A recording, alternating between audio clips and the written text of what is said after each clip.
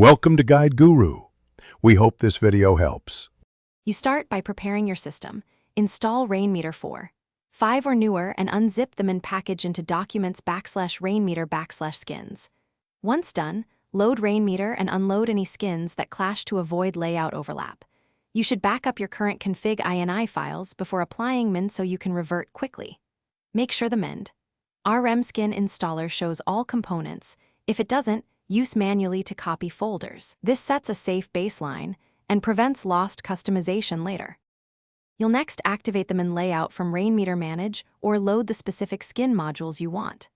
Once activated, position modules by dragging or by editing the X/Y pixel offsets for precise alignment.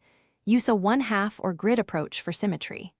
Then customize meters by opening the skin ini files, change color hex codes, font names, update rate, and data source paths. Make sure to refresh Rainmeter after edits so changes take effect, and repeat until the layout you finish by saving the active layout in Rainmeter, manage so Mond's positions and enabled modules persist after reboot.